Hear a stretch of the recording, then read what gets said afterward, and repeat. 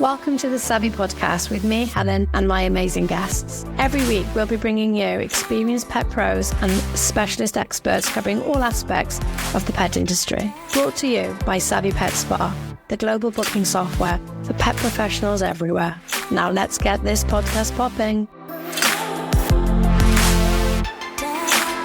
Hello, everybody, and welcome to the Savvy Podcast again. You are all my professional pet peeps. So without further ado, I'm going to introduce I'm very excited to have Jitka here today. So Jitka Krizova Averis. I think I said that right. Let me tell you a little bit about I did something right. So let me tell you a little bit about her.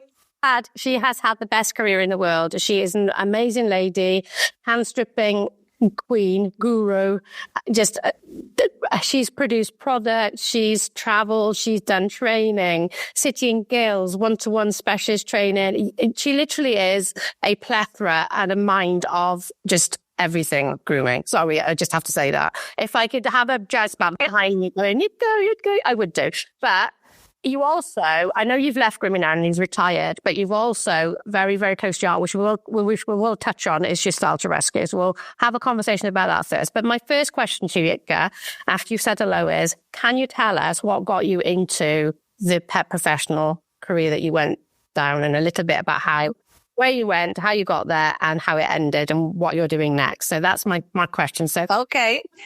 Thank you for coming. You're amazing. And you're all the way over in Slovakia right now. So it's amazing that you've taken the time out. So I appreciate it. Our pleasure. Thanks for having me. I really appreciate it. So my dog grooming, I'm like air quoting, started when I was about 14, when I got my first schnauzer, miniature schnauzer. And there was no one here in Slovakia who could hand strip or trim him or do anything, because we didn't have any professional grooming salons. So my auntie who bred him, she taught me how to hand strip. And it was very basic with thumb and finger, very basic touches, and just pull it out, everything, and they'll just clip it with the clippers over. With the hand clippers. So I don't know how many people remembers. Yeah, you just flared my hair so hard. So it was a long way before we had electric clippers. So it started like this, and I have to say, I hated it. The dog hated it. My mom, we did it in our kitchen on a table. It took us all day. It was very traumatic for all of us. And I thought, how could anybody do this all day? Never. And I got a little bit better in it. And friends started to ask me, could you hand strip my, I don't know, fox terrier or another schnauzer? And I said, if I have to, but they gave me a little money, so it was nice, for a teenager. But I wasn't thinking about it as a career because there was no such a thing in Slovakia. But later, where was it? In the mid-90s, my friend, there was a new vet set up in Zvolen, and she opened her first salon, grooming salon. Everyone was like, oh my God, dog grooming salon, what's that? Why would you go there with your dog? Because the average dog was little mongrel somewhere in the garden, Golden Street dog. Yeah. But people started to come, and she started to get busy, and she didn't have anybody. She couldn't hand strip. So she asked me, could you come here and there to hand strip? I was, well, yeah. And she got busier. I got busier there. So I started to work there. I still wasn't really into it. Mm-hmm. By the way, we had electric clippers by then. But it was very basic, nothing special. It was more little pocket money. But then we went to a dog grooming competition in Prague in, I think in 1999 or 98, I don't know, 99, never mind. And it was wow, it was amazing. There was all these big names competing, Ronnie DeMonte, Umberto Lehmann, Kitty from Transgroom. I mean, it was just wow. And I could see what I could be able to do. It's not just like it's spurred on. How to. It is like something to aim for, not just like, bath a dog, try to make it reasonably pretty and comfortable. And I was like, wow, this is what I want to do. And I got hooked. Yeah. And it was before we had internet, before we had any like literature. So I had to learn English at least a little bit so I could read some books, try to buy something from abroad. And then I set up my own salon in 2000 in Zvolen, where I was born. And I had to import all the tools from Czech Republic because, again, we didn't have anything. I had to go abroad to watch the seminars with my camcorder so I could watch it again. Exactly, yeah. Massive camcorder from a friend on my shoulder, filming a seminar, and then I could watch it on, on the cassettes. But that's how that's on you self-taught, so to speak, pretty much, yeah. And then you develop from there on. So as far, because I know there's going to be everybody out there, hand stripping is in my opinion, is a dying art. Groomers are not learning it. They will cover it within their exams, and they'll find it difficult. And the reason they find it, there's not enough. I don't think there's enough literature on hand stripping out there. And I think some of the older literature is questionable. I mean, I hand stripped before I retired, and I know Inga, my head groomer that purchased my salons from me when I sold them. She is an expert hand stripper, but I know the advice I would give, but tell me, if you were going to give somebody any advice on hand stripping, your top tip to do and your top tip not to do, what would they be, Jitka? What would they be? Wow. I don't you want like what one sentence answer? So when it comes to the technique, the most important thing is stretch the skin well. Yep. Make it comfortable for a dog. Don't grab too much hair and work systematically. Yeah. No matter what tools, because you can, if you're good at it, you can hand strip with a butter knife. Yeah. It's the technique people fail on. If we don't stretch the skin properly, it hurts the dog. If we don't handle the dog properly, it's very uncomfortable. So it's not that actual hand stripping is uncomfortable for some dogs. It's the handling required for hand stripping. Yes, there are dogs that won't tolerate hand stripping. Clip them. Yeah. I think a lot of people I think there's a little bit of snobbery attached to being able to hand strip as opposed to clipping, and I think there is a market for both. Absolutely. Hand stripping specifically, if you're not using, if your physical technique is wrong, it will give you massive wear and tear on your hands and your wrists. Absolutely, yeah. We'll do it from the wrist rather than a full arm movement. I think that's an issue, but I also think as well that I think people need to understand that there's a cost. The cost for stripping should be far more than clipping, because the training, the having the expertise, the technique you use. Yeah, absolutely. And it's very time consuming. And I think that is in the cost, but it is definitely a dying art. So if you were going to recommend anybody anywhere to go to do, if you weren't going to train somebody to do hand stripping, where would you point them? In which direction would you point them? For academic knowledge or for training? What would you do? Where would you send them to our listeners right now? Now in the UK? Yeah. Where would I send them? Well, I would send them to Claudia Cerny in Stoke-on-Trent. We worked together, I think, for about 15 years. She's absolutely brilliant. And Costin Stoker in London. Yeah, Costin's amazing. So these are, I'm sure there is more people And please don't be offended if I didn't mention you. Well, if you've not been named, don't be offended. This is not, I'm asking Jitka a question she wasn't prepared for. So don't penalise her for it, please, guys. You know, it is what it is. But I would say these two are my two favorite strippers. Yeah, I did with a poll. Yes. I want to also touch on the Starter Rescue, though I know this is literally one of the most important things, and it is an amazing, amazing project that you've created, dear. Can you tell us a bit more about your Starter Rescue, please? Well, so Starter Rescue started in 2018. That was our first competition. And it was this concept that been in my head for a few years. I heard about similar competition in the US called Rescue Rodeo, where they brought rescue dogs to the competition, groomers groomed them, and they were ready, you know, for being... I actually watched this. I watched Shannon Winings-Roberts, who is somebody that uses their software and promotes us.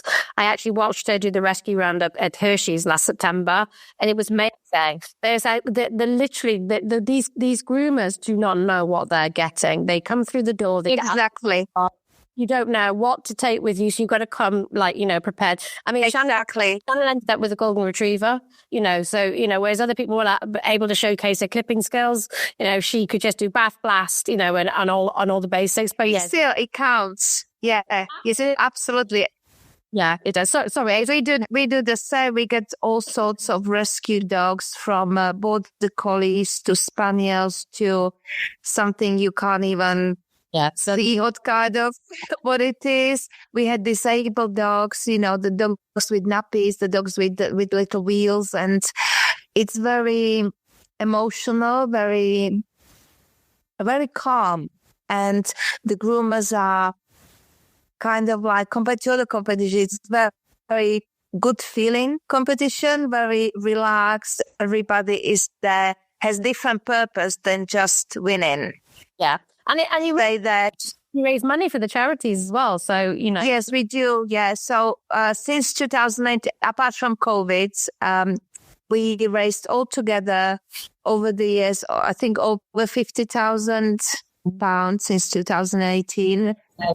We supported about 10 rescue centers over the years. Mm-hmm. And at the beginning, it was hard to get the rescue centers involved because they were, a little bit of like, oh, we don't know who you are and what you want and stuff like that. But those people who came the first year, they come in every year again. They love it. It helps them with the vet bills, with food, with, different needs. I know you've done Poodles from Portugal, Underdog International, U-Heart, Scottish Terriers, because I've got a list here. U-Hearts, exactly, U-Hearts. So can we go back to U-Hearts? Tessa, Homeless Hounds, Doodle Aid, Wheels to Pull. Yes, yeah, the U-Hearts. Yeah, last 2 years we supported U-Hearts, yeah. Yeah. Sorry.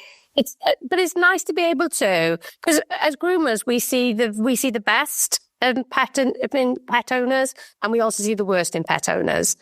Yes. It's really nice to be able to participate in this, really push your boundaries and actually see what you can give back to society and give back to these pets that get neglected because owners... Absolutely. A lot of owners will buy a pet because it's a fashion accessory, unfortunately, in this day and age. Pet ownership is just... and with Starter Rescue, you're seeing that very clearly, visually in front of you, because, when I was a kid, and same as you, they were street dogs. You didn't have so much specialist dogs. You didn't have, Exactly. You could see them at the dog shows, but not so much on the street. Around, yeah. You didn't see it. Anybody that owned a dog was an eccentric person that had this specific breed, Yeah. Yeah, it is what it is. Whereas now we're seeing them everywhere. The pet industry has changed immensely. So I think this is an absolutely amazing... Excuse, you can hear my dog behind. So my bullseye's crying because I'm not giving her attention. I do apologise. But yeah, I think it's changed massively. So Anushka, shush. Sorry, I do apologise. That's lovely now. I'm normally in my office and my husband's on nights at the moment, so I'm in my kitchen. I apologise. So I always ask people the same question when I finish off these podcasts, and it is a difficult question. Okay. So Okay. before I ask that, if anybody wanted to join and participate in this Style to Rescue, how would they go about doing that? Before I ask you my final question.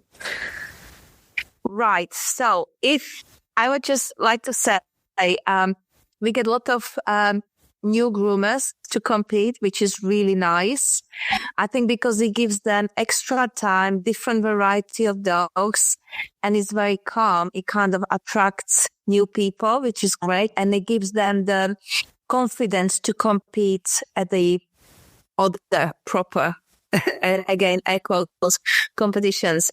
Well, if anybody wants to compete next year, unfortunately, it's fully booked, the competition. When I put the entries out, it's full in 50 minutes. It just goes like that because we have a limited amount of places, obviously. However, there is a waiting list. People can go on a waiting list, and if somebody cancels, can't come, we can contact. Or we also have a Facebook group called Style to Rescue. People can join and they can see all the updates if somebody is cancelling, etc.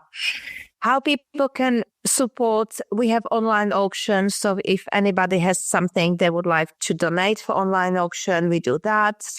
We're still looking for sponsors. Hello, Savi. For next year. We're looking for trade stands. We have great seminar speakers, which will be announced very soon. So even if people just come, yes, I mean, I was just going to say that if they just want to come and spectate to get a feel for how it would. Absolutely, the entry fee is voluntarily, so they can come and we have raffles, we have auctions, and also a lot of people started to do a few started last year. They started to do raffles in their salons or have a little tin for Style to Rescue to raise money. And there's multiple yeah, absolutely. Anything. Yeah, we are grateful for, as Tesco says, every little helps. But there's every penny. It doesn't matter. And I always find when you gift to charities, when they're asking, out in public, people will always say, "Oh, I'm really sorry, I've only got 10 pence or a couple of euros," and it doesn't matter. It doesn't matter how minimal it all goes to the. It's still money, and it counts all together, and that's how it's happened. Yes, so they can go onto the Facebook group, Style to Rescue, and they can reach out there. Is there another way that they can contact you or anybody to get their name onto the list, or is it just via Facebook? No, via Facebook, and actually, when we finish this podcast, I can send you a link. Oh, lovely! We can include. And people can register that way and go on a waiting list. Right, that's fantastic. Thank you, Jitka. So you're here to hear, guys. Go to the Facebook group, Style to Rescue, join the group, support the group, gift where you can have, a little collection boxes in the salons. You can do your own raffles. Come to the show, have a look. Just enjoy. Just join in and enjoy. Every smile will help. Every smile. So absolutely.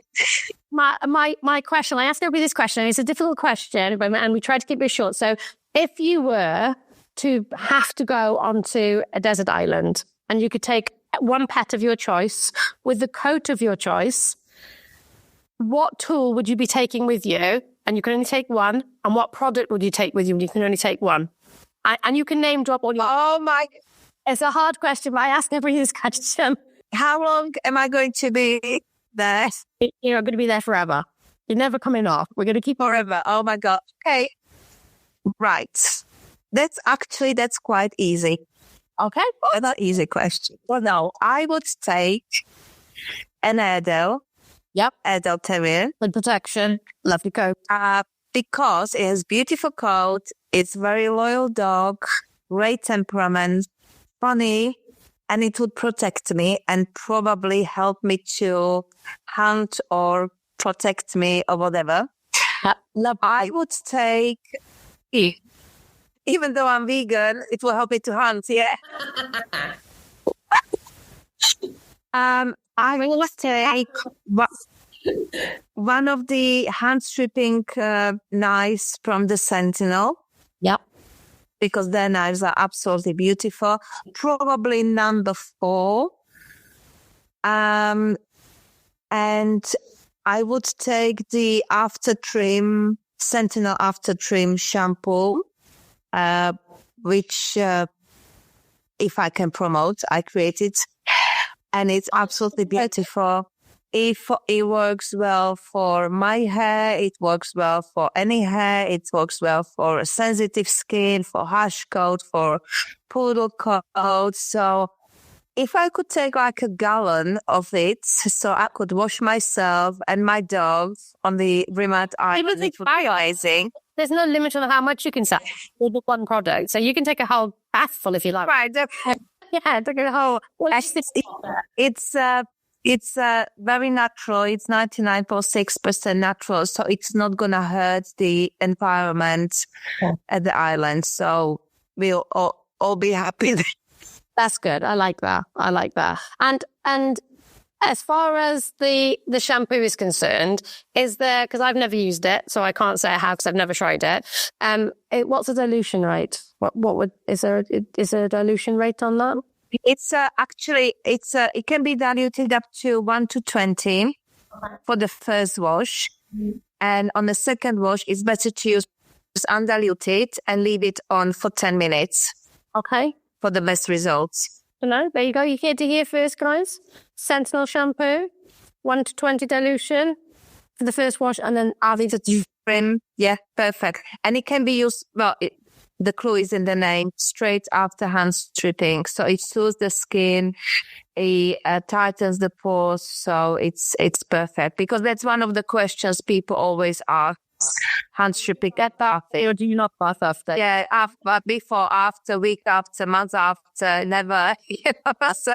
That was good to know. Well, that was an amazing answer. Well, that's been my best desert island answer so far. So thank you for that. So I like that. Thank you. Yeah, it's been a good one. It's been an absolute pleasure, Jitka, talking to you. I'm sorry that I had to be in my kitchen, and I know you've had some technical issues your end with noise as well. So same here, yeah. You never know what's going to happen on these podcasts. You never know. But I really appreciate and value you giving us your time.